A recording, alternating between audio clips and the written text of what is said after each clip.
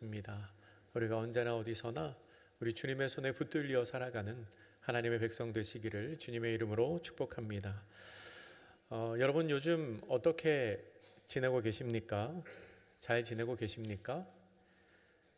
한 사람의 생활인으로서 그리고 또 한 사람의 그리스도인으로서 여러분의 삶은 평안하십니까? 신학교 다닐 때 교수님이 이런 이야기를 하신 적이 있습니다. 설교를 하거나 강의를 하면서 강단에서 성도님들에게 잘 지내고 계시지요? 별일 없으시지요? 라고 물어보면 100% 네 하고 대답하신다는 겁니다. 네, 별일 없습니다. 잘 있습니다. 그런데 거기에 속으면 안 된다고 하셨습니다. 거기에 속으면 안 된다. 단체로 모인 자리가 아니라 한 사람 한 사람을 붙잡고 물어보면 사실은 잘 지내지 못하고 계신 분들이 더 많다는 겁니다. 그 교수님이 목회를 하실 때, 제가 다녔던 학교는 교수가 되려면 목회를 하셔야 되거든요. 담임 목사를 하실 때 섬기시던 교회에 친구분이 신앙생활을 했다는 겁니다. 그러니까 그 성도님 입장에서는 담임 목사님이 자기 친구인 겁니다. 목사님이 강단에서 물어보면 네, 잘 지냅니다 라고 대답을 하시는데 나중에 둘만 있을 때, 아무도 없고 둘만 있을 때 목사님이 요즘 어떠냐? 이렇게 물어보면, 친구니까 요즘 어떠냐? 물어보면 야, 말도 하지 마라. 죽지 못해 산다. 그렇게 대답을 하셨다고 합니다. 어쩌면 그게 많은 성도님들의 모습이겠지요. 여러분 잘 지내고 계신 거 맞습니까? 요즘에는 아주 잘 사시는 몇몇 분들 말고는 다들 힘드신 것 같습니다. 물론 코스피가 많이 올라서 행복하다고 하시는 분들도 계시지만 이 미국과 이란의 전쟁의 여파가 서서히 우리 삶에 몰려오기 시작하면서 우리 사회의 경제와 경제 상태가 좀 불안한 상황에 놓여 있는 것이 사실입니다. 이러한 불확실성의 시대를 살아갈 때에 그리스도인들은 이중고를 겪습니다. 먼저는 한 사람의 생활인으로서 다른 사람들과 똑같이 사회적인 그리고 경제적인 어려움을 감내해야 하고요. 또 다른 하나는 한 사람의 신앙인으로서 세상 사람들이 바라보는 그런 시선을 견뎌야 합니다. 예수 믿으면 복 받는다며, 예수 믿으면 병 낫는다며, 기도하면 들어주신다며, 근데 너는 왜 아파? 근데 너는 왜 가난해? 왜 너의 기도는 안 들어주시는 거야? 교회 열심히 다니는데 네 가게는 왜 망했어? 아무도 직접 말하지는 않지만 속으로 그렇게 말하고 있는 것과 같은 시선을 견뎌야 합니다. 그리고 그러한 시간을 보내다가 어떤 분들은 하나님을 부인하기도 하고 또 어떤 분들은 깊은 신앙적인 무력감에 빠지기도 합니다. 전쟁과도 같은 삶 속에서 그리스도인으로 살아가는 게 어떤 의미일까요? 나의 믿음은 너무나 약하고 나는 너무나 부족한 사람인데 이런 내가 한 사람의 신앙인으로 이 험하고 악한 세상을 잘 살아갈 수 있을까요? 오늘 본문에는 실제로 전쟁과 같은 삶을 산 한 사람이 나옵니다. 비유적으로 전쟁과 같은 삶을 살았다고 하는 게 아니고요. 실제로 이 사람은 지금 전쟁을 겪고 있습니다. 하루하루 생존의 문제를 고민했던 사람, 기드온입니다. 기드온이 살았던 시대는 너무나 암울하고 힘들고 슬펐던 시대였습니다. 미디안에게 7년간 압제와 약탈을 당하며 아무런 희망 없이 자포자기했던 시기이지요. 육체적으로도 힘들고 영적으로도 어두웠던 시기였습니다. 당시의 사람들이 얼마나 무력하고 삶을 체념했는지를 보여주는 표현이 오늘 본문 11절의 하반절에 나옵니다. 마침 요아스의 아들 기드온이 미디안 사람에게 알리지 아니하려 하여 밀을 포도주 틀에서 타작하더니. 아멘. 지금 기드온은 밀을 포도주 틀에서 타작하고 있습니다. 생각해보면 너무 우스운 모습이지요. 포도주를 만드는 틀이 밀을 탈곡하는데 얼마나 도움이 되겠습니까? 원래 밀은 바람이 적당하게 부는 넓은 장소에서 타작을 해야 합니다. 그래야 바람에 날려서 밀과 결을 구분할 수 있기 때문입니다. 근데 기드온은 지금 포도주를 짜는 틀에서 밀을 탈곡하고 있습니다. 왜 그렇게 했을까요? 이유가 본문에 분명히 나와 있습니다. 미디안 사람들 모르게 하려고, 미디안 사람들에게 들킬까봐 이렇게 하고 있습니다. 당시에 기드온을 비롯한 이스라엘 사람들은 미디안에게 약탈을 당하는 것을 기정사실로 생각하고 있었습니다.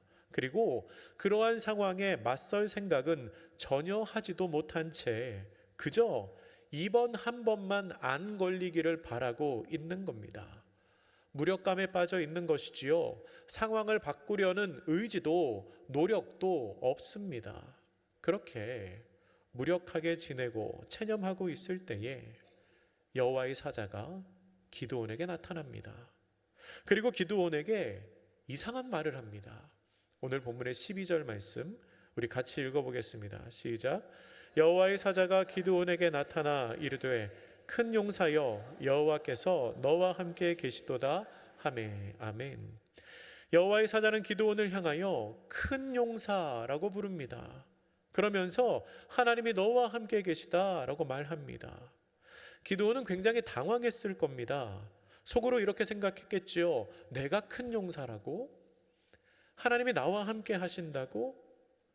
기드온 입장에서는 잘 이해할 수도 없는 말도 안 되는 이야기였습니다. 하나님의 사자의 말을 들은 기드온은 13절 말씀에서 마치 준비라도 한 것처럼 여호와의 사자에게 반문을 하기 시작합니다. 팩트를 하나하나 짚으면서 이야기를 하는데요. 우리의 현실을 좀 보라는 겁니다. 우리 이 말씀 길긴 하지만 같이 한번 읽겠습니다. 시작. 기드온이 그에게 대답하되 오 나의 주여 여호와께서 우리와 함께 계시면 어찌하여 이 모든 일이 우리에게 일어났나이까? 또 우리 조상들이 일찍이 우리에게 이르기를 여호와께서 우리를 애굽에서 올라오게 하신 것이 아니냐 한 그 모든 이적이 어디 있나이까? 이제 여호와께서 우리를 버리사 미디안의 손에 우리를 넘겨주셨나이다 하니. 아멘. 기드온이 지금 뭐라고 말하고 있습니까? 첫째로 기드온은 하나님이 안 계시다고 생각합니다. 이렇게 말하지요. 여호와께서 우리와 함께 계시면 어찌하여 이 모든 일이 우리에게 일어났나이까? 하나님이 계시면 이럴 수 없다는 겁니다. 이런 상황이 벌어지고 있는 것 보니 하나님이 안 계신 거 아닙니까? 라고 반문합니다. 두 번째로 기적은 없다고 생각합니다. 우리 조상들을 애굽에서 끌어내신 그 모든 이적이 어디 있나이까? 라고 반문하지요. 하나님께서 조상들에게는 기적을 베푸셨을지 몰라도 우리를 위해 남아있는 기적은 없다는 겁니다. 하나님은 우리 때에서는 더 이상 기적을 베푸시지 않는 하나님이라는 거지요. 세 번째로 하나님이 자신들을 버렸다고 생각합니다. 여호와께서 우리를 버리사 미디안의 손에 우리를 넘겨주셨나이다 라고 말하지요. 그런데 여러분, 이 세 번째는 사실 틀린 이야기입니다. 이스라엘이 왜 이런 고난을 겪고 있는지는 오늘 본문 바로 앞에서 이미 선지자가 이야기를 했습니다. 사사기 6장 7절 이하의 말씀에서 이미 선지자가 이스라엘의 죄를 지적했지요. 그러니까 지금의 이 상황은 하나님께서 그들을 버리신 게 아니라 이스라엘의 죄 때문에 겪고 있는 상황이라는 겁니다. 그런데 이스라엘은 자기들이 한 일은 생각하지 않고 하나님께서 지금 우리를 버리셨다고 원망하고 있습니다. 기드온은 나름 합리적인 말로 하나님께 반박하지만 하나님도 물러서지 않으십니다. 기드온의 말을 들은 하나님의 사자는 14절에서 그래서 내가 너를 보낸다. 그렇기 때문에 내가 너를 보낸다 라고 말씀하십니다. 우리 14절도 같이 한번 읽어보겠습니다. 시작. 여호와께서 그를 향하여 이르시되 너는 가서 이 너의 힘으로 이스라엘을 미디안의 손에서 구원하라. 내가 너를 보낸 것이 아니냐 하시니라. 아멘. 뭐라고 말씀하십니까? 내가 너를 보내고 있으니, 내가 너를 보내는 것이니 너의 힘으로 이스라엘을 구원해라 라고 말씀하고 계십니다. 그런데 하나님의 말에 기드온이 어떻게 반응을 할까요? 15절에서 기드온은 자신의 집이 므낫세 지파에서 가장 약한 집이라고 말합니다. 자기는 자기 아버지의 집에서 가장 작은 자라고 이야기합니다. 한마디로 말하면 자신은 능력도 없고 자격도 없다는 것이요. 그런 기드온을 향하여 하나님께서 이렇게 말씀하십니다. 16절 말씀입니다. 여호와께서 그에게 이르시되 내가 반드시 너와 함께 하리니 내가 미디안 사람 치기를 한 사람을 치듯 하리라 하시니라. 아멘. 하나님께서는 반드시 내가 너와 함께 한다 라고 말씀하시며 네가 미디안을 넉넉히 이기게 될 거라고 말씀하십니다. 기드온이 하나님께 했던 반문, 그 기드온의 말들은 다 맞는 말이었습니다. 하나님이 함께 계시는데 어떻게 이런 고난이 있을 수 있지요? 예전에는 하나님이 기적을 베푸셨던 것 같은데 왜 지금은 아무런 역사도 행하시지 않는 것이지요? 미디안에게 7년 동안이나 괴롭힘을 당하고 있는데 하나님께서 이렇게 가만두고 보시는 것 보면 하나님께서 혹시 이스라엘을 버리신 건 아닌가요? 게다가 이런 상황에서 가장 약한 집안 출신인 기드온에게 하나님이 찾아오셔서 말씀하시는데 그런 기드온이 무슨 큰 용사가 될 수 있겠습니까? 그런데요, 기드온이 하는 말은 다 맞는 말이었지만 기드온이 한 가지 모르고 있는 게 있었습니다. 새로운 변수가 있다는 것을 기드온은 알지 못했습니다. 그 변수가 무엇일까요? 하나님이 너와 함께 계시도다 입니다. 하나님이 너와 함께 계시도다. 하나님께서는 오늘 본문 12절과 16절에 두 번에 걸쳐서 분명하게 말씀하십니다. 내가 너와 함께 한다. 내가 반드시 너와 함께 하겠다 라고 하나님이 말씀하십니다. 하나님께서 기드온과 함께 하신다는 이 사실은 앞에 나오는 모든 부정적인 상황을 한 번에 역전시킬 수 있는 변수입니다. 앞에서 기드온이 한 이야기 사실입니다. 맞습니다. 그게 현실입니다. 그러나 하나님께서 함께 하실 때 그 모든 사실을 역전시킬 수 있는 은혜가, 능력이 기드온에게 생긴다는 겁니다. 기드온은 이 사실을 믿어야 했습니다. 당장 아무것도 변하지 않는 것 같아도 나와 함께 하시는 하나님, 나를 부르신 그 하나님은 그 모든 상황을 바꾸실 수 있는, 역전시키실 수 있는 하나님이라는 것을 믿어야 했습니다. 드라마 중에 중증 외상센터라는 드라마가 있습니다. 주지훈이라는 배우가 주인공으로 나오는 드라마입니다. 혹시 보신 분 있으신가요? 뭐 있으시겠죠? 저는 이제 보지는 못했습니다. 저는 보지는 못하고 유튜브에서 그 드라마의 짧은 장면을 제가 봤는데, 근데 그 장면이 되게 인상적이었습니다. 주인공이 굉장히 뛰어난 의사입니다. 응급의사예요. 굉장히 뛰어난 의사인데 그 주인공에게 제자가 있습니다. 근데 제자니까 아무래도 좀 서툴지요. 근데 긴급한 상황에 응급 환자가 너무 많아지니까 두 사람이 같이 있을 수가 없는 겁니다.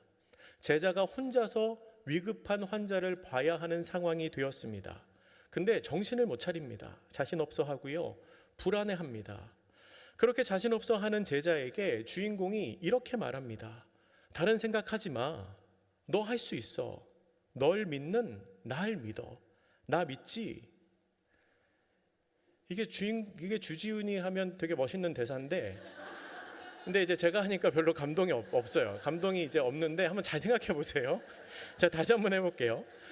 다른 생각하지 마. 넌 할 수 있어. 널 믿는 나를 믿어. 너 나 믿지? 풀어서 말하면 이런 겁니다. 너 나 믿지? 네가 할 수 있다고 믿는다고. 너를 신뢰하는 나를 믿어봐. 너 할 수 있어. 너 나 믿잖아. 내가 너를 믿으니까 너를 믿는 나를 좀 믿어보라고. 어쩌면 기드온을 부르시는 하나님의 마음이 이와 비슷하지 않으셨을까요? 어쩌면 기드온이 하나님을 믿는 것보다 하나님께서 기드온을 더 믿으셨을지도 모르겠습니다. 나는 네가 잘 해낼 줄로 믿어. 그러니까 너에게 이 일을 맡기는 거야. 너를 믿는 날 믿어봐. 너는 할 수 있어. 하나님께서 기드온을 선택하셨습니다. 하나님께서 기드온을 믿고 맡기셨습니다. 기드온에게는 자기 자신을 믿는 믿음이 아니라 나를 선택하신 하나님, 그 하나님의 선택을 믿는 믿음이 있어야 했습니다. 하나님의 선택을 믿는 믿음으로 고난의 순간을 이겨낸 사람이 있습니다. 여러분, 지금 바이블 칼리지가 진행 중인 거 알고 계시죠? 제가 이번에 바이블 칼리지에서 다윗에 관해서 성경 공부를 인도하고 있는데요. 꽤 괜찮습니다. 꽤 안 믿으시는 분이 있으신 것 같은데 한번 물어보세요. 꽤 괜찮아요.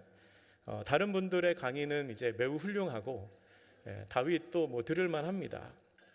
다윗 이야기를 이제 쭉 살펴보고 있는데 하나님의 선택을 믿음으로 고난의 순간을 이겨낸 사람이 바로 이 다윗이라는 사람입니다. 골리앗을 쓰러뜨리고 사울 왕의 사위가 되었을 때만 해도 다윗은 이제 승승장구할 것만 같았습니다. 그러나 그 뒤에 펼쳐지는 다윗의 삶은 고난의 연속이었습니다. 죽음의 위기를 수없이 넘기고요, 광야에서 계속해서 도망자의 삶을 살아야 했습니다. 목숨을 거는 싸움을 끊임없이 계속해야 했습니다. 그 어려움의 순간에 다윗이 어떻게 버틸 수 있었을까요? 성경이 명확히 말하고 있지는 않지만 다윗은 늘 생각했을 겁니다. 뭐라고 생각했을까요? 나 기름 부음 받은 사람이야. 나 하나님이 선택하신 사람이야. 나 하나님이 인정하신 사람이야. 하나님의 선택은 틀리지 않아. 나는 능력이 없고 나는 부족하고 나는 모자라지만 하나님이 나를 선택하신 그 선택은 틀리지 않아. 그러니까 나 안 죽어 생각했겠지요. 이 믿음이 다윗의 삶을 지켜주는 버팀목이 되었을 겁니다. 나를 믿는 게 아닙니다. 나를 선택하신 하나님의 선택을 믿는 거지요. 혹시 오늘 본문 13절 기드온의 말이 마치 내 마음처럼 느껴지시는 분이 있으십니까? 하나님이 계신지 안 계신지도 모르겠고 기도는 하나도 응답되지 않는 것 같고 마치 하나님이 나를 보고 계시지 않는 것처럼 느껴지시는 분 있으신가요? 그리고 그 생각이 깊어지고 깊어져서 나는 하나님의 사람으로 살 자격이 안 되는 것처럼 마치 나는 더 이상 그리스도인으로서 살아갈 자격이 없는 것처럼 생각되시는 분이 있으신가요? 그럴 때 우리는 본문 12절의 말씀을 다시 한번 봐야 합니다. 12절의 말씀을 다시 한번 살펴보면 여호와의 사자가 기드온을 향하여 큰 용사여 여호와께서 너와 함께 계시도다 라고 말합니다. 그런데 여러분, 이 말씀은요 잘 읽어야 합니다. 기드온이 큰 용사이기 때문에 하나님께서 그와 함께 하신 게 아닙니다. 거꾸로이지요. 하나님이 함께 하셔서 기드온이 큰 용사가 된 것입니다. 기드온은 이 말을 전자로 생각했던 것 같습니다. 그래서 15절에 이렇게 말하는 거죠. 나는 작은 자입니다. 나는 큰 용사가 아닙니다 라고 말합니다. 근데 하나님께서 보시기에 이것은 동문서답입니다. 엉뚱한 말을 하는 거지요. 그래서 하나님께서 16절에서 이렇게 다시 한번 말씀하시는 겁니다. 내가 반드시 너와 함께 하겠다. 내가 너와 함께 할 그때에 내가 미디안 사람을 넉넉하게 이길 것이다. 무슨 말입니까? 네가 큰 용사이기 때문에 내가 함께 하는 게 아니라 내가 너와 함께 할 때 네가 큰 용사가 될 수 있다는 겁니다. 그때에 넉넉히 승리할 수 있다는 거지요. 능력은 너에게 있는 게 아니라 나에게 있다는 하나님의 말씀입니다. 기드온이 큰 용사여서 하나님이 함께 하신 게 아니고 하나님이 함께 한 기드온이 큰 용사가 되어서 주의 일을 감당하게 될 거라는 겁니다. 상황은 여전히 힘듭니다. 어렵습니다. 당장에 변하는 건 아무것도 없는 것 같습니다. 그럼에도 불구하고 내가 너와 함께하면 네가 큰 용사가 된다는 겁니다. 내가 너를 선택했으니 너를 선택한 나를 믿으라는 거지요. 사랑하는 성도 여러분, 하실 수 있겠습니까? 나를 선택하신 하나님을 믿으실 수 있겠습니까? 우리의 신앙생활은 나 스스로를 믿는 게 아닙니다. 나를 선택하시고 나를 자녀 삼아 주신 하나님을 믿는 거지요. 나는 부족하고 나는 여전히 연약합니다. 선한 게 아무것도 없지요. 그럼에도 하나님께서 우리를 불러주셨습니다. 우리는 하나님께서 나를 불러주셨다는 그 하나님의 선택을 믿으며 나를 부르신 하나님을 신뢰하며 신앙생활 하는 것입니다. 설교 후에 믿음교구 성도들이 함께 특송을 하게 될 텐데요. 하나님의 부르심이라는 찬양으로 특송을 할 겁니다. 그 찬양의 가사가 이렇습니다. 하나님의 부르심에는 후회하심이 없네.